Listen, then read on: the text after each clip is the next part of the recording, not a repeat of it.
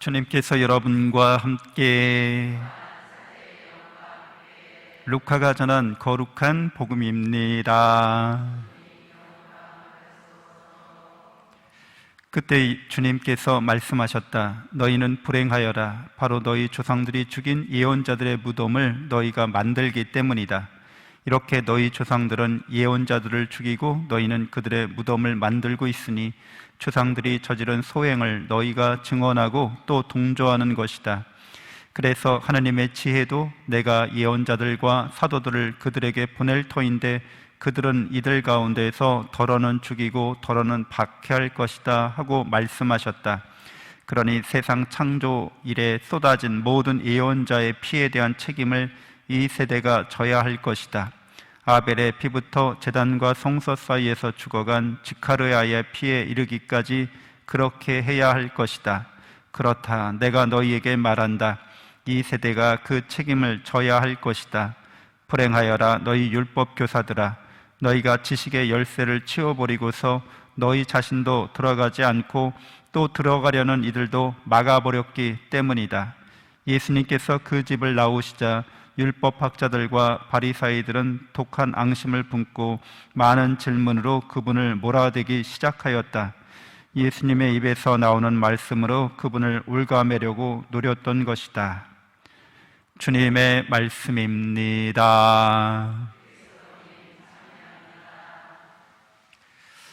참 예수님, 하나님의 복동이 고맙습니다. 고맙습니다.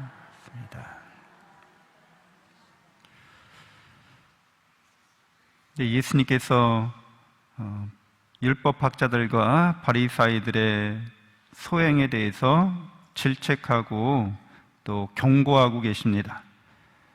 루카복음서에서는 바리사이들이나 율법학자들이 가르치는 자들이고 또 종교 지도자들이었기 때문에 누구보다도 예수 그리스도를 잘 알아봐야 할, 또 잘 믿어야 할 사람들인데 오히려 민중보다도 더 예수님을 모를 뿐더러 예수님을 곡해하고 예수님을 왜곡시키려고 하고 예수님에 관해서 모든 것들을 의심스러운 눈초리로 이제 바라보는 거죠.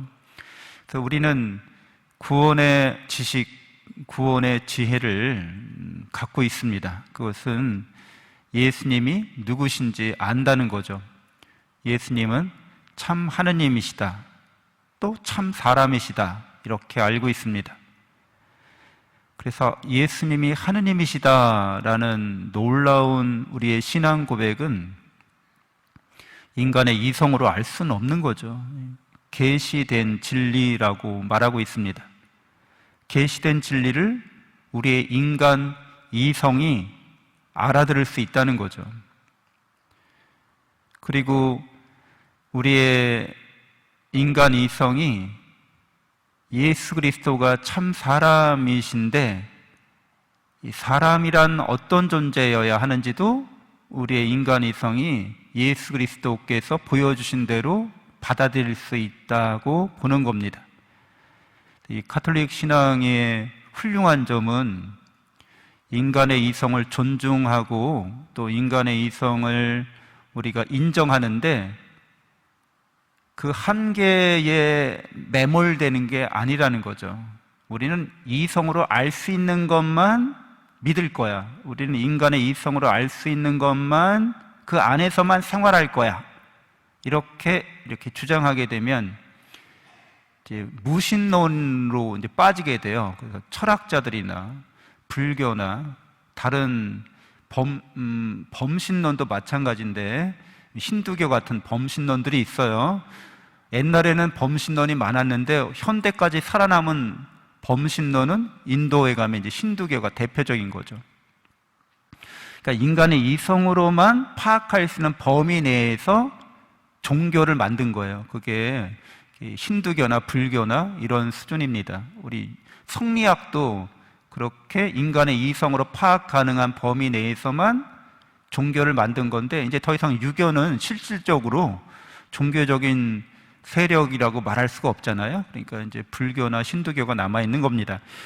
근데 우리가 이렇게 가톨릭 교회가 인간의 이성을 인정하고 존중하면서도 그걸 넘어서는 것에 대해서, 초월하는 것에 대해서 믿음을 갖고 있는 거예요. 신앙을. 그렇죠?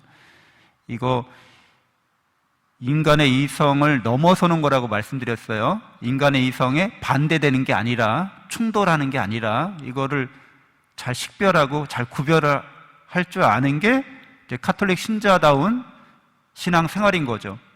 우리 갈라져 나간 형제들은 인간의 이성을 초월하는 것도 믿는데, 어떤 때는 인간의 이성에 반대되는 것을 믿는 거, 그걸 신앙 좋다고 생각해요. 신앙이 참 훌륭해. 그렇게 우리가 볼 때는 맹목적이고 비합리적인 건데 충돌한다는 거죠. 초이성적인 게 아니라 이성의 그 상식이 안 맞아. 근데 그걸 해. 그럼 신앙이 좋다고 그래요. 그래서 광신자들이 많은 거예요. 맹신도들이 많고, 그리고 이단들도 많이 나올 수 있는 그런 여지가 있어요. 가톨릭 교회는 합리적이면서도 그 합리성을 매몰되는 게 아니라 그걸 넘어서는 신앙을 갖고 있다는 거죠. 그래서 참 하느님이시오 참 사람이라는 이 우리의 신앙 고백도 인간의 이성을 넘어서는 거예요. 인간의 이성에 반대되는 게 아닙니다. 넘어서는 거하고 반대되는 거랑 이게 잘 구별해야 되는데, 인간의 이성적인 사랑, 그러면은 충분히 우리가 설명할 수 있죠. 부모의 자식 사랑, 이런 것들, 친구 간의 우정, 이런 것들. 근데 하느님의 사랑은 이런 인간의 이성적인 사랑의 범위를 넘어서는 거예요. 그래서 믿는 거예요. 성체성사, 이성으로, 이게 사랑임에는 분명한데 인간의 사랑을 넘어서는 거예요. 그냥 믿는 거예요. 이런 것들을. 우리한테 되게 유익하고 좋은 거잖아요. 안 믿을 이유가 없죠. 우리의 이성을 넘어서는 것에 대해서 열려져 있다는 거죠. 그리고 실제로 하나님께서 당연히 그렇게 우리를 사랑하겠죠. 그렇죠? 이성 안에서만 우리를 사랑하시면 너무 재미없잖아요. 네? 뻔히 보이잖아요, 수가. 감동도 없잖아요. 그거야 우리 충분히 계산할 수 있는 거고, 그럴만하다, 이렇게 되는 거죠. 하나님이 그렇게 째째하고 시시하게 사랑하실까요? 언제나 우리를 넘어서는 그런 충만한 사랑으로, 우리가 감히 바랄 수도 없고 헤아릴 수도 없는 그 사랑과 은총으로 우리를 대해 주시는 거죠. 그래서 하나님께서 우리에게 이렇게 계시를 통해서 우리의 인간 이성을 넘어서 구원의 지혜를 알려주셨습니다. 가톨릭 교회가 그런 구원의 진리를 어떻게 하고 있는 거예요? 담지한다고 그러죠. 이렇게 물려서 간직하면서 또한 전하는 거죠. 가톨릭 교회는 진리의 수호자이기도 합니다.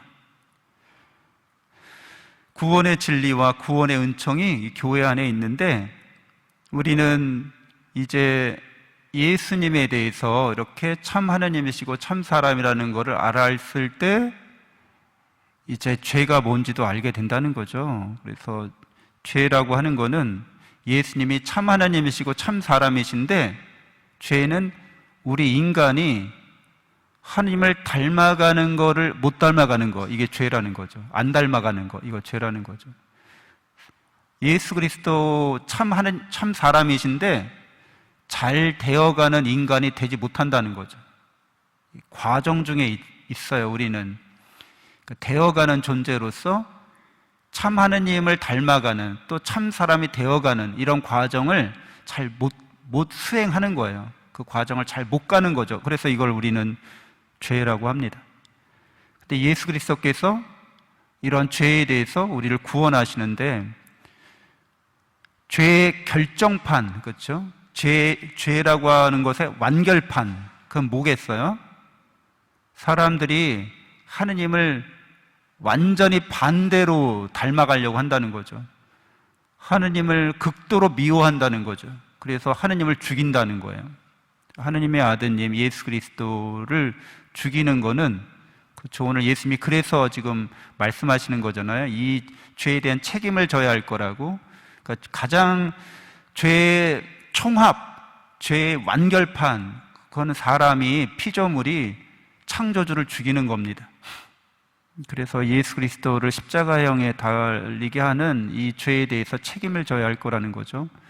이 죄에서 벗어나는 길은 예수 그리스도를 우리를 향한 하느님의 사랑으로 자비의 구세주로 받아들이는 수밖에 없는 거죠. 그래서 여러분은 세상 살면서 나는 그 죄랑 상관없어 라고 말하고 싶어도 실제로 죄라는 것의 성질상 그 인간의 삶의 존재의 양식이 다 연결되어 있어요. 이렇게 부모로부터 자식으로부터 이웃 동료로부터 온 세상이 연결되어 있어요. 크나 작으나 연결선이 다 뻗어져 있기 때문에 이렇게 우리가 살고 있는 거죠. 물리적 세계도 마찬가지예요. 다 연결되어 있는 거예요. 그래서 어느 한 곳에서 고장이 나면 다 그 영향력이, 파급력이 미치게 돼 있어요. 받는다는 거죠. 그러니까 누구 하나가 죄를 지으면 내가 지은 죄나 같은 거예요, 실제로. 그렇지는 않, 내가 직접 지은 죄는 아니지만 그 죄의 영향력 아래 우리가 놓이게 된다는 거죠.